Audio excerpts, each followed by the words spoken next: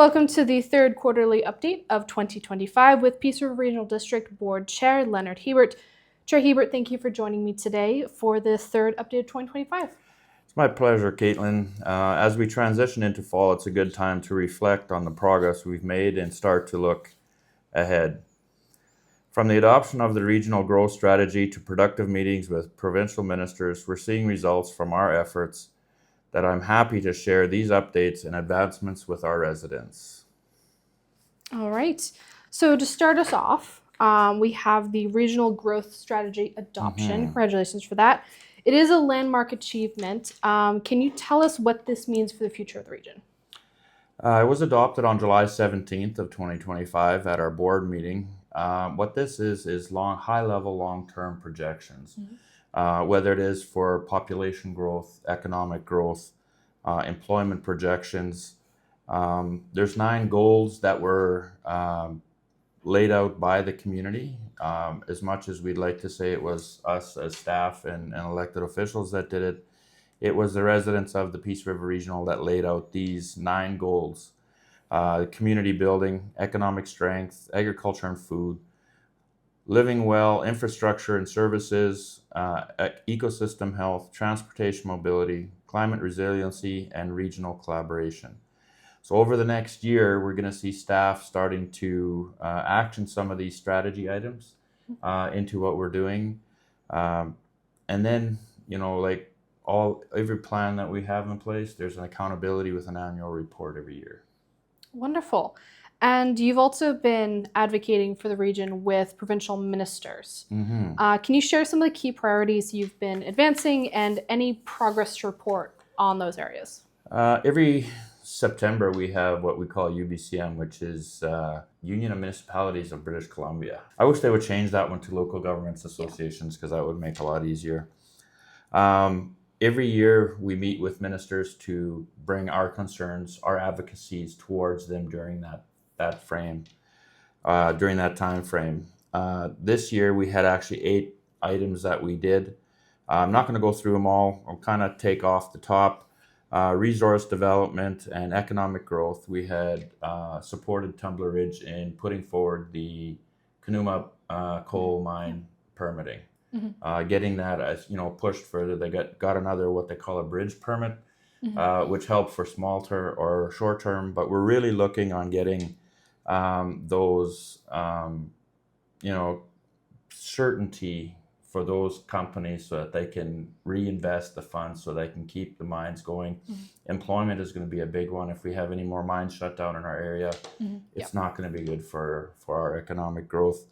When it comes to wind farm development, economic impacts that might have, what cumulative impacts that might have, and socio, community, it's kind of more than just one level. But the making sure that the natural resources are here to stay and keep bringing money back in, but not depleting what we have, and that sometimes is a hard balance to have. Yeah. The other one that we did was the healthcare, community well-being. Rural healthcare is a big issue, not just in BC, but right across Canada. Making sure we keep our doctors, making sure our family practice organizations are having volunteers that can help. When the doctors come in, that they have supports when they're doing that transition. Sometimes doctors leave their their partners, families back until they can get settled and come in. And then seniors aging in place. Like we're seeing a lot of issues where province says, well, we have to deal with it, and they're willing to spend billions of dollars, and they're struggling to support, programs that we can do here locally. I know Fort St. John, Dawson Creek, and now at the regional district, we have seniors aging in place. Little more funding that, sometimes those billion-dollar projects don't necessarily have to be there, or they can be cut back where we're not spending as much money. Public safety and infrastructure is addressing repeat offenders. We have high crime rate, but when you look at the data that's being presented to us all the time, it seems like it's a few individuals doing a lot of crime and making it look really bad when it's, it's just those few individuals. And if we can get them off the streets, But you talk to even our provincial counterparts from the federal government. They're saying the federal government is the one that has to take the step to make those changes. And so they're pushing to make sure those changes are coming and are happening. So until we see those definite changes, we're going to be in the same boat, and frustrations are going to follow. But as the regional district, we have to keep advocating to make sure that we can, no matter how we can do it to get them off the streets, so that our streets are safer for everybody. The other one that we approached was BC Hydro for increased funding or grants, I guess, in lieu of taxes. Yes. With the increased production that they're having out of their Site C. We're not asking for a lot. We're just saying if you're producing 10% more, just leave 10% more in our region so that we have the option to, offer more services to people. And, the other one that we met with was recognizing regional districts as a local government with a voice. It seems a lot of struggles that we have been having with the provincial government sometimes is they recognize municipalities, they recognize mayors, they recognize councillors. They don't recognize necessarily the regional districts, the chair, vice chair, or even the directors at times. One positive that I can honestly say with the regional district is our mayors and councillors that sit at the table, if they have ministers coming in and meeting with them, they let us know so that we can reach out and see if we can connect with them. So that relationship with us at the board table, I believe, is really, really good. And that gets us that extra step sometimes into to have those conversations that we normally would not have in the beginning, which is a really good positive. Not all regional districts have that working relationship. So I think that's really good. A couple other ones I want to mention is agriculture. We've been in a drought situation now for quite a few years. Food security, when you can't grow enough food and you're having to sell livestock because you don't have enough hay to feed. The food security aspect of it is quite a bit, it's a concern. And the minister was really good in allowing us to bring those concerns forward. But also we didn't get time to talk about beaver dams and how important they would be to bringing, filling up those sloughs and maintain those water. We ran out of time before that. And so I think for me, it's now is the time to get back up and follow up with those ministers. If we wait and do nothing, nothing will be done. And to me, that's a concern right now because, you have the strike going on with the staff and provincial government and stuff. So that's a concern. Advocacy is our big thing. And if we're just going to wait for them to respond and not do anything, we'll be waiting for nothing. And so to me, that's a concern. Okay. And talking about kind of in the future, there is elections for board chair and vice chair perching. What can you tell us about that process for anyone who might not know? It's an annual event. Yeah. Some people think that once you're elected as chair, it's automatic for the 4-year term. Regional districts every year have to elect a board chair and a vice chair annually, and that happens the first meeting of November. And so it's coming up here next week. Yes. So I might not be the one sitting in here after that. Come spring, but it's and I think it's what you do as a chair that promotes regional concerns, regional advocacy as a whole. And the board has to feel confident that you can deal with this. And so that's why sometimes it changes. And sometimes, I don't know why the board decides to do it, but once a decision's made, like any democracy that we live in, it happens. And I think we've lucked out over the last, I'm going to say probably 10, 12 years with really good chairs all the way along, as well as vice chairs. The depth that we get, I think we've been blessed all the way through. Wonderful. So that's something to look forward to next month. We're coming to winter. There's snow on the ground. Wildfire season is slowly dying down to a close. How did the region fare? Kind of what lessons do you as the board and the regional district learn, and what progress was made? I think overall, this spring, the communication aspect didn't quite kick off the way we would like to, but once we got that resolved, it was much better. But we still need the moisture. We need Mother Nature to help us. We're still promoting, making sure you keep your, your properties fire smarted. Make sure that you don't have fuels lying around that you can control and take care of. Making sure that, I'm always concerned we've been at a drought so long that all of a sudden we're going to get a flash flood and we're not going to be ready or thinking about that. So making sure that we're looking at the whole gamut of, possibilities that might happen in emergency, that we don't just focus on one, that we focus on them all. Because all it takes is, 3-4 days of really hard rain and we'll be flipped out. We got too much water and we're flooding. So don't forget about that as well. And we're getting quite a bit of moisture here the last couple of weeks or a week and a half, and that's definitely helping. But we do have some fires that are still burning, and when I'm talking to the boots on the ground, so to speak, and they're feeling that they might actually smolder right through again until next year. Wow. But that could change depending on the amount of moisture we get. Okay, so fingers crossed for that. On a happier note, can you update us about the progress for the recently announced senior housing beds in Fort St. John? The most I can say right now is that they got approved and they're working on getting the next steps in line. So basically from my last update, it hasn't changed other than it got approved. And right now they're working through getting everything in lined up to get, I guess the companies in place and ready to get the next steps on the ground. Okay, perfect. And another big project, something that's been on everyone's mind, is the Site C Workers Camp. What is the latest information on that camp's transition out? Right now, not much different than the last time. There are a lot of companies asking for bits and pieces. There's still the one organization that has been working with them. A bit of an update I got last week was that they're still meeting, so which is a positive thing. But where it's actually sitting, I'm not sure. They haven't got a specific update. I know they're hoping to keep it all together so they don't have to take it apart, but that's a big project. And so, they're meeting with BC Hydro, but BC Hydro has to request an order in council, which then would go to the province, and the province would look at to say if it's feasible or not.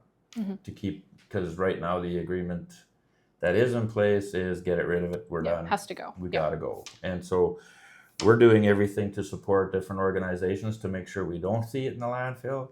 And so, I think that's why there's a lot of interest. And I think like I said, the one organization is still really trying to keep it there, and they haven't given up yet. So we'll see what happens in the future. Okay, and that organization is the North Winds Wellness Center. Correct. They are also working on construction, I believe, in Puskupi. They have a couple more projects going. How is that progress? It's actually really, if you've ever driven through Puskupi, it's since spring or since June actually, when we had our groundbreaking, it just took off. Wonderful. They're looking at occupancy or using the facility by fall of 2026. Wow. And so with the progress they're making right now, when you see it, you can see that they're really going.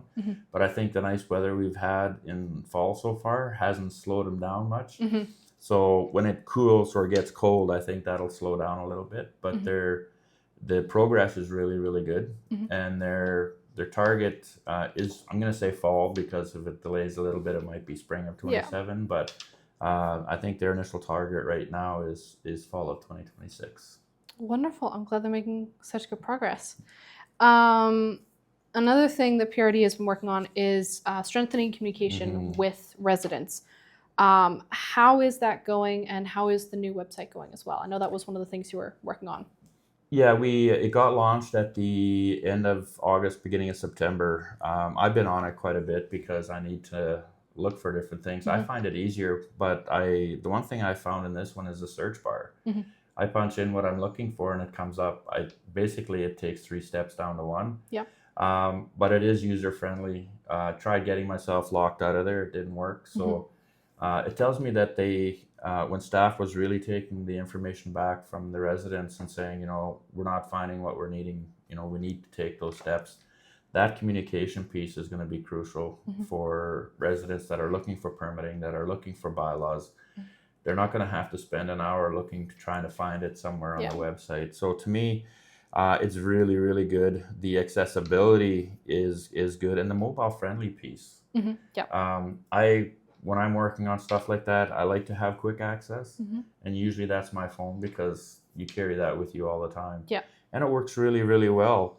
The other thing is it doesn't eliminate the other avenues of communication, right? So I still like the face-to-face, the open door policy, the two-way communication.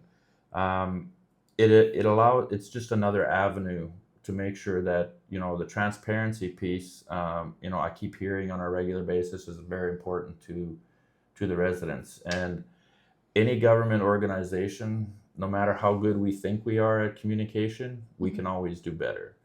And that's something that I think we have to take to heart, because if we don't give the information to the residents, then all of a sudden things start getting plugged in, and now we're fighting something that's not true or misinformation. And I'm one of the people that I might not like to hear what there is, but at least I know what it is. And then I can make my own decisions what I want to do going forward. So to me, it's just another avenue, and that communication with our residents is very important.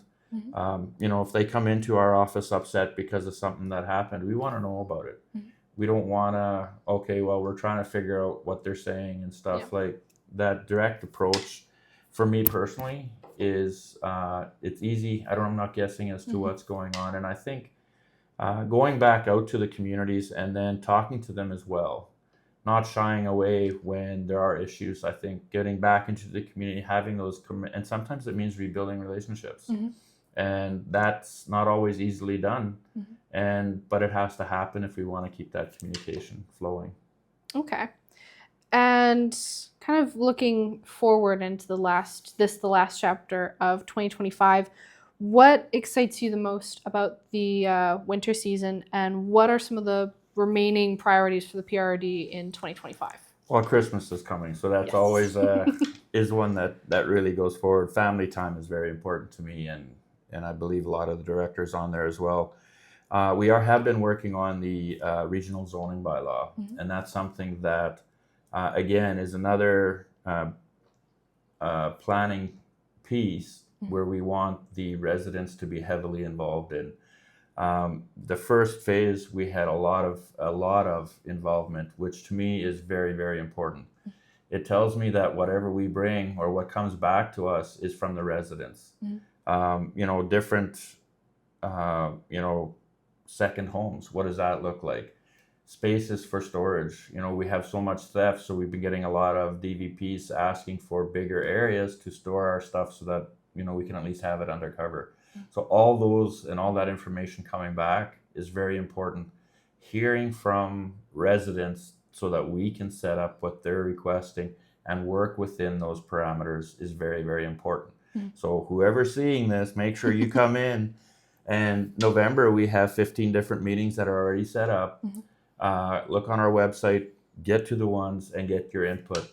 It'll be very, very important. The other one I would like to mention is, as we transition into winter, travel time. Our region, as big as we are, we're constantly on the road, we're constantly travel. We've had already this week, fatality. We've had quite a few incidences with traffic. Take your time. Arrive alive is something that my wife tells me all the time. And let's make sure we just get there. Our family wants to see us when we get home. Take the time to notice each other on the road, and make sure that you can say hi to your kids when you get home, which is very, very important. And most of all, I guess we're getting into our budget season.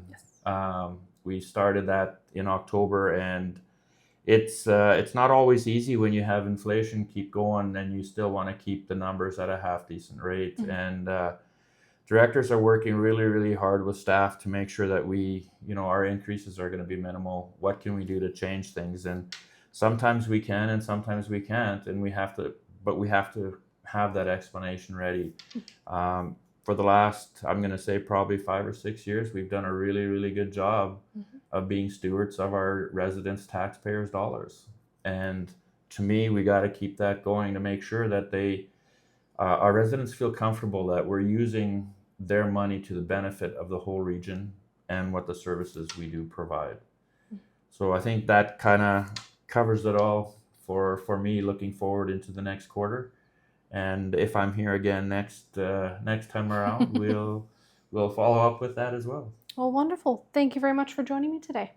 You're welcome.